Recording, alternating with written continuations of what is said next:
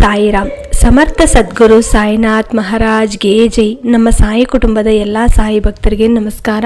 ಸಾಯಿ ಆಶೀರ್ವಾದ ಸದಾ ನಿಮ್ಮ ಮೇಲೆ ಇರಲಿ ಅಂತ ಬಾಬಾಗೆ ಬೇಡ್ಕೊತ ಇವತ್ತಿನ ವಿಡಿಯೋ ಶುರು ಮಾಡ್ತಾ ಇದ್ದೀನಿ. ಇವತ್ತಿನ ವಿಡಿಯೋದಲ್ಲಿ ಸಾಯಿ ಅಪ್ಪ ಏನು ಹೇಳ್ತಾ ಇದ್ದಾರೆ ಅಂದರೆ, ಮಗು, ಒಮ್ಮೆ ನಿನ್ನ ಸಮಸ್ಯೆನ ನನ್ನ ಕಿವಿನಲ್ಲಿ ಹೇಳಿ ನೋಡಿ, ತಕ್ಷಣ ಆ ಸಮಸ್ಯೆ ಜೀವನದಲ್ಲಿ ಮತ್ತೆ ಬಾರದಂತೆ ಮಾಡುತ್ತೀನಿ ಅಂತ ಸಾಯಿಯಪ್ಪ ಒಳ್ಳೆಯ ಸಂದೇಶವನ್ನು ನಮಗೆ ಇವತ್ತು ಹೇಳ್ಕೊಡ್ತಾ ಇದ್ದಾರೆ. ಎಲ್ಲರೂ ಕೂಡ ಸಾಯಿಯಪ್ಪ ಸಂದೇಶವನ್ನು ಅರ್ಥ ಮಾಡ್ಕೊಳ್ಳಿ. ಏನಕ್ಕೆ ಈ ಸಂದೇಶವನ್ನು ಕೊಡ್ತಾ ಇದ್ದಾರೆ, ಇವತ್ತು ನಿಮ್ಮ ಸಮಸ್ಯೆ ಏನು ಅಂತ ಅದನ್ನು ದೂರ ಮಾಡ್ಕೊಳ್ಳೋಕ್ಕೆ ಒಂದು ಅವಕಾಶವನ್ನು ಕೊಡ್ತಾ ಇದ್ದಾರೆ. ಮತ್ತು ಎಲ್ಲರೂ ಕೂಡ ಸಾಯಿಯಪ್ಪ ಹೇಳಿದ್ದು ಮಾತು ಕೇಳಿ ಅದನ್ನು ಆಚರಿಸೋಕ್ಕೆ ಪ್ರಯತ್ನ ಮಾಡಿ. ಖಂಡಿತ ನೀವು ಅನ್ಕೊಂಡಿರೋದು ಆಗುತ್ತೆ. ಪ್ರತಿದಿನ ಸಾಯಿಯಪ್ಪ ಮುಂದೆ ನಮ್ಮ ಸಮಸ್ಯೆಗಳು ಹೇಳ್ಕೊತಾ ಇರ್ತೀವಿ, ಆದರೂ ಕೂಡ ನಮ್ಮ ಸಮಸ್ಯೆ ದೂರ ಆಗ್ತಾ ಇಲ್ಲ ಅಂತ ತುಂಬ ನೋವನ್ನು ಅನುಭವಿಸ್ತಾ ಇರ್ತೀವಿ. ಒಂದೊಂದು ಮನೆಯಲ್ಲಿ ಒಂದೊಂದು ಸಮಸ್ಯೆ ಅನ್ನೋದು ಇರುತ್ತೆ. ಒಬ್ಬೊಬ್ಬರ ಮನೆಯಲ್ಲಿ ಮಕ್ಕಳು ಬೇಕು ಅಂತ ಚಿಂತೆ ಮಾಡ್ತಾ ಇರ್ತಾರೆ, ಅಂದರೆ ಆ ಮಕ್ಕಳಿಗೋಸ್ಕರ ತುಂಬ ನೋವನ್ನು ಅನುಭವಿಸ್ತಾ ಇರ್ತಾರೆ. ಎಲ್ಲರೂ ಹೇಳಿದ ಮಾತು ಕೇಳ್ತಾ ಇರ್ತಾರೆ, ಇದನ್ನು ಮಾಡು ಅದನ್ನು ಮಾಡು ಅಂದರೆ ತಕ್ಷಣ ಮಾಡೋಕ್ಕೆ ಪ್ರಯತ್ನ ಮಾಡ್ತಾರೆ. ಆದರೂ ಕೂಡ ಏನು ಪ್ರಯೋಜನ ಸಿಗಲ್ಲ. ಏನೇ ಪ್ರಯತ್ನ ಮಾಡಿದ್ರೂ ಕೂಡ ಮಕ್ಕಳು ಆಗ್ತಾ ಇರಲ್ಲ. ಕೆಲವೊಬ್ಬರು ಕೆಟ್ಟದಾಗಿ ಮಾತಾಡ್ತಾ ಇರ್ತಾರೆ, ಇವ್ರಿಗೆ ಮಕ್ಕಳಿಲ್ಲ ಅಂತ, ಅದು ಇದು ಅಂತ ಏನೋ ಒಂದು ಮಾತು ಹೇಳೋದು, ಅವ್ರಿಗೆ ನೋವು ಕೊಡೋದು, ಈ ಥರ ಮಾತುಗಳು ತುಂಬ ಜನ ಅನುಭವಿಸ್ತಾ ಇರ್ಬೋದು. ಮತ್ತು ಆರ್ಥಿಕ ಸಮಸ್ಯೆ ಅನ್ನೋದು ಕೆಲವೊಬ್ಬರಿಗೆ ಜಾಸ್ತಿ ಇರುತ್ತೆ, ಅಂದರೆ ಹೆಚ್ಚಾಗಿರುತ್ತೆ. ಅವ್ರ ಮನೆಯಲ್ಲಿ ಎಷ್ಟೇ ದುಡಿದ್ರೂ ಕೂಡ ದುಡ್ಡು ಅನ್ನೋದು ಉಳಿತಾಯ ಆಗಲ್ಲ.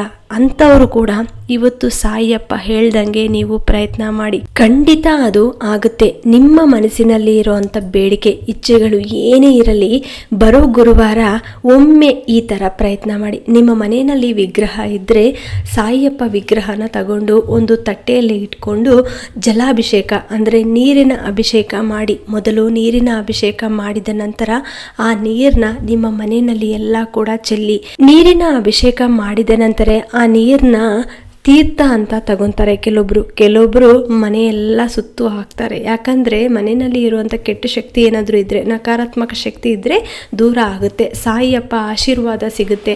ಏನಾದರೂ ಕೆಟ್ಟ ಶಕ್ತಿಗಳು ಇದ್ದರೆ ಅದನ್ನು ದೂರ ಮಾಡ್ಕೊಳ್ಳೋಕ್ಕೆ ಸಾಯಿಯಪ್ಪ ಅನುಗ್ರಹ ಅನ್ನೋದು ಸಿಗಬೇಕು ಅಂತ ಈ ಥರ ಮಾಡ್ಬೋದು. ಜಲಾಭಿಷೇಕ ಆಗಿದ ನಂತರ ಮೊದಲು ಸಾಯಿಯಪ್ಪಗೆ ಗಂಧ ಕುಂಕುಮ ಹಚ್ಚಬೇಕು.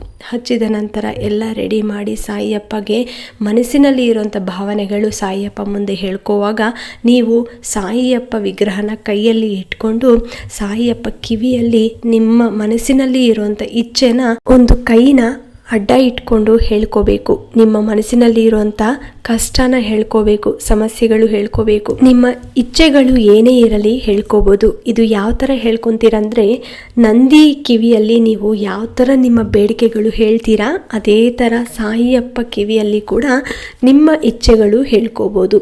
ಹೇಳಿದ ನಂತರ ಅದನ್ನು ನೀವು ಎಲ್ಲಿ ಇಟ್ಟು ಪೂಜೆ ಮಾಡ್ತೀರೋ ನಿಮ್ಮ ಪೂಜೆ ಮನೆಯಲ್ಲಿ ಇಟ್ಬಿಟ್ಟು ಸಾಯಿಯಪ್ಪಗೆ ಅತಿ ಮುಖ್ಯವಾದಂಥದ್ದು ಕಾಯಿನ್ಸ್ ಅಂದರೆ ಚಿಲ್ಲರೆ ಕೊಡಬೇಕು. ಚಿಲ್ಲರೆ ಇಟ್ಟು ಸಾಯಿಯಪ್ಪಗೆ ಒಂದು ನೈವೇದ್ಯವನ್ನು ತಯಾರಿ ಮಾಡಿ, ಇಲ್ಲ ಅಂದರೆ ಒಂದು ಸ್ವಲ್ಪ ಹಾಲು ಇಡ್ಬೋದು ಅಥವಾ ನೀರು ಇಡ್ಬೋದು ಅಥವಾ ಬೆಲ್ಲ ಇಡ್ಬೋದು. ಈ ಥರ ನಿಮಗೆ ಅನುಕೂಲ ತಕ್ಕಂಗೆ ನೀವು ಏನು ಇಡ್ತೀರೋ ಅದನ್ನು ಇಟ್ಬಿಟ್ಟು ಸಾಯಿಯಪ್ಪ ಆರಾಧನೆ ಮಾಡಿ.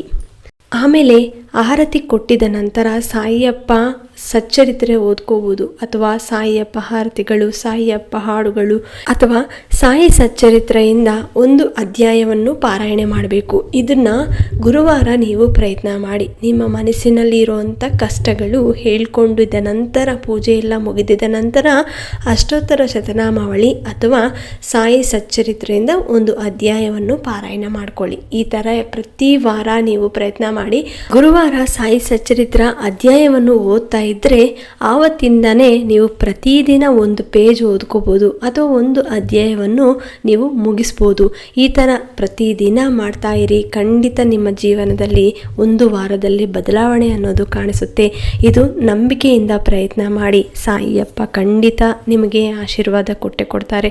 ಈ ವಿಡಿಯೋದಲ್ಲಿ ಹೇಳ್ದಂಗೆ ಎಲ್ಲರೂ ಪ್ರಯತ್ನ ಮಾಡಿ ನೋಡಿ. ಈ ವಿಡಿಯೋನ ನಿಮ್ಮ ಫ್ರೆಂಡ್ಸ್ ಆ್ಯಂಡ್ ಫ್ಯಾಮಿಲೀಸ್ಗೆ ಶೇರ್ ಮಾಡಿ, ಲೈಕ್ ಮಾಡಿ.